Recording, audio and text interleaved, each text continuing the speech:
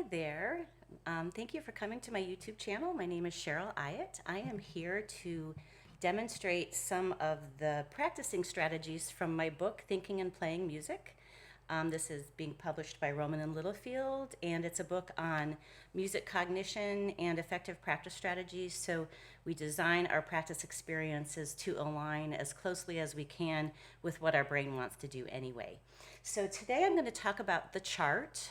This is in chapter 7 and for advanced repertoire, and it's talking specifically about practicing passages that require adept facility, and often we will encounter various strategies like, slow practice with the metronome, working up very slowly, a notch or two at a time. Many of you will be familiar with that rhythm I have in the upper left-hand corner, where we divide the passage into groups of 4 with 1 long note and 3 short. So long, short, short, short, long, short, short, short, long, short, short, short, long, and then short, long, short, short, short, long, short, short, short, long, short, short, short, long. And this can be quite effective. I use this as a high schooler often, and it does provide some benefit to working on passage work, but it is always grouping in groups of 4. So it's actually not quite as effective as the chart, which starts with groups of 4 in 2/8 and 2/4, and then the 8th moves to the 2nd and 3rd beat. Then the 8ths become triplets, and the triplets become 16th notes. So in a simple example, we could do this with a scale. So we would start with and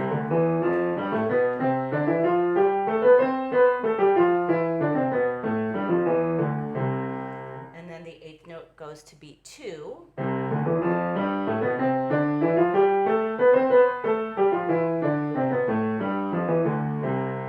then the 8th note goes to beat 3.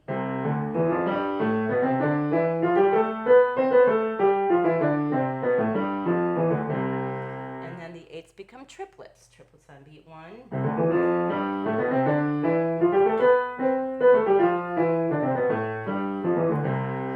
Triplets on beat 2. Oops, I made a mistake.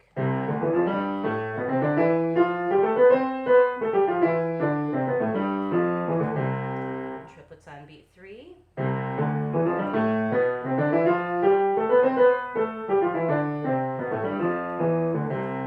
And then to 16th notes.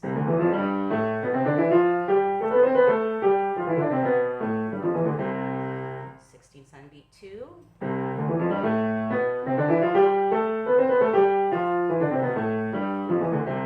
Felt a little bobbly in the middle there, so I'm going to do that one again.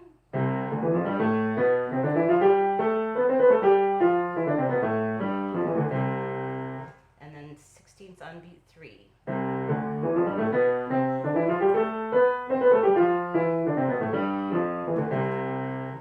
Okay, so this is really helpful, as I said, for passage work. And the cognitive reason for that is we are trying to think in groups always. Our brain is searching for patterns. And when we need to play something fast, we need to put more information in each group so that we can kind of keep up mentally.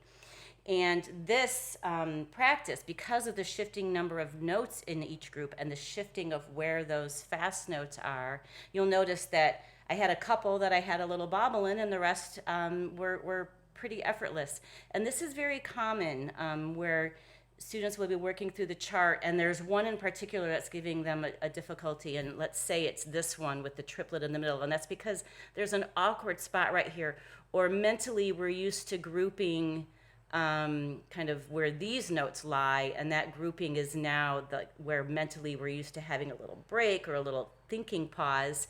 That's now in the middle of the fast notes. So we are having to learn how to think in bigger groups and kind of keep grabbing information ahead of time.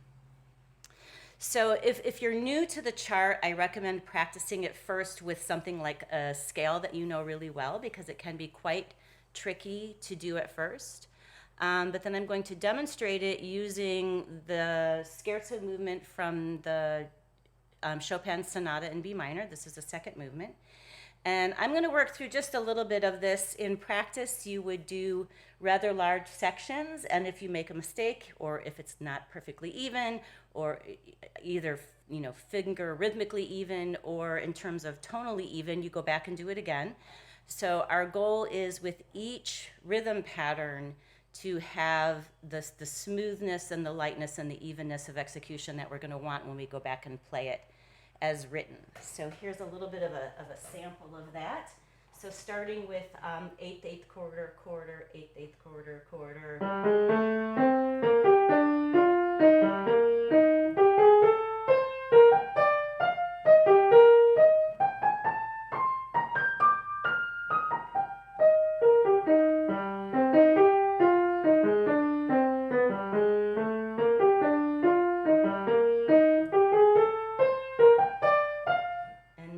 Continue, but for the sake of time, I will move on to quarter, eighth, eighth quarter, quarter, eighth, eighth quarter. I'm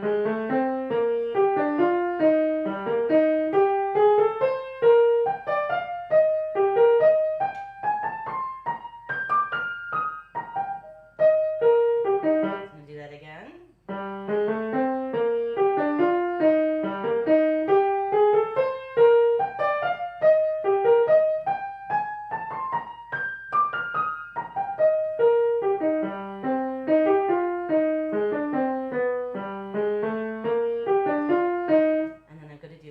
Quarter, eighth, eighth, quarter, quarter, eighth, eighth.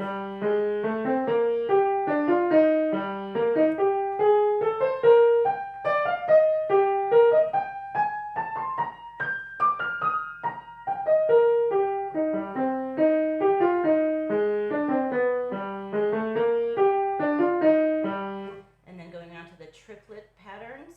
So 1 and a 2, 3, 1 and a 2, 3.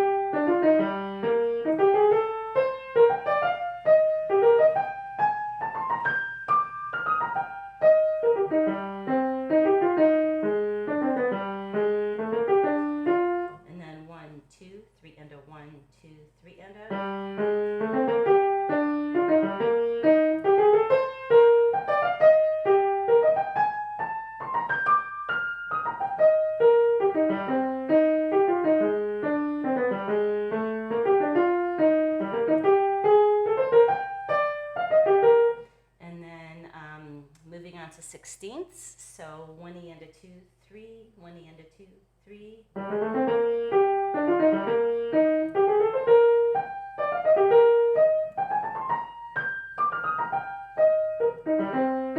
I didn't get my thumb to speak, so I'm going to do that again.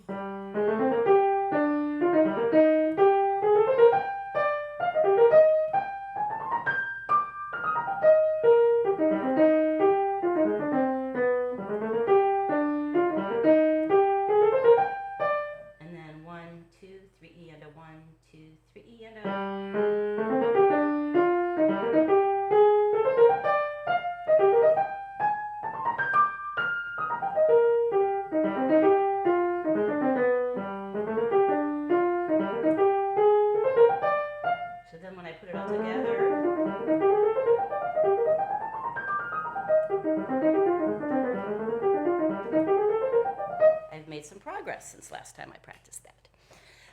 So you'll notice since this is in 3/4, it inherently falls into groups of 6. So in this case, you would find the first 6 rhythms to be a little bit more difficult to do because they're 4-note groups and 5-note groups.